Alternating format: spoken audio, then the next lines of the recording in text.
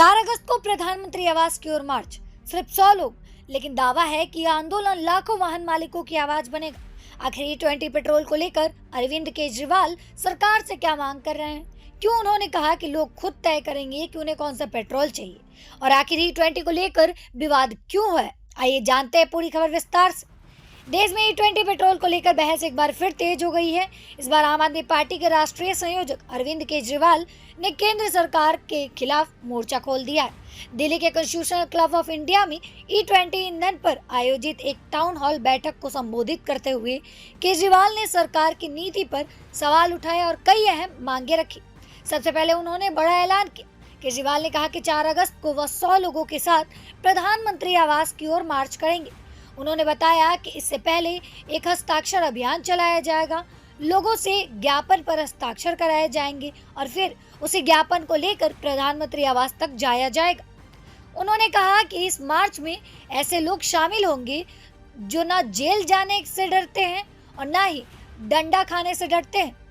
यानी केजरीवाल ने यह साफ संदेश दे दिया है कि वह एक मुद्दे को लेकर केवल बयानबाजी तक सीमित नहीं रखना चाहते, बल्कि इसे जन आंदोलन का रूप देना चाहते हैं। सवाल है कि आखिर उनकी प्रमुख मांगे क्या है?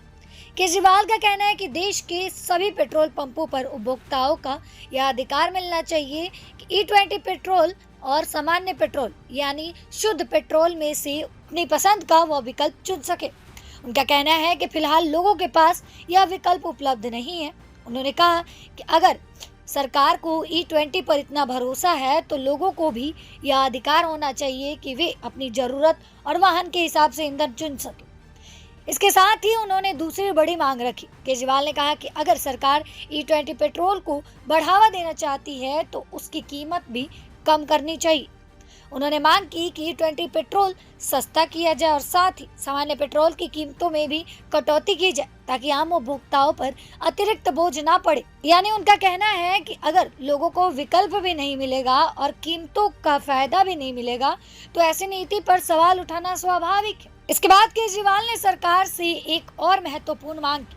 उन्होंने कहा कि केंद्र सरकार लगातार यह दावा कर रही है कि E20 पेट्रोल से वाहनों को कोई नुकसान नहीं होता। अगर ऐसा है तो सरकार उस रिसर्च रिपोर्ट को सार्वजनिक करे जिसके आधार पर यह दावा किया जा रहा है। केजरीवाल ने कहा कि केंद्र सरकार कहती है कि रिसर्च हो चुका है और E20 से वाहनों को कोई नुकसान नहीं होता। मैं चाहता हूं कि वे उस रिपोर्ट को सार्वजनिक करें। उनका कहना है कि जब रिपोर्ट सार्वजनिक नहीं होगी तब तक लोगों के मन में सवाल बने रहेंगे।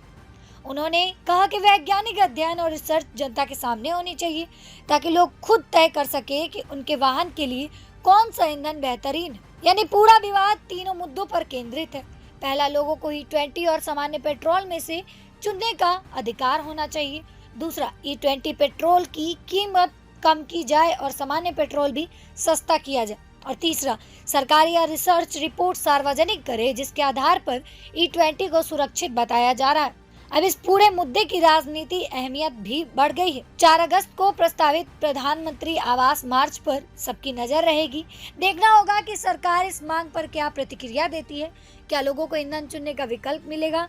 क्या सरकार रिसर्च रिपोर्ट सार्वजनिक करेगी? और क्या E20 को लेकर चल रही बहस का कोई समाधान निकलेगा?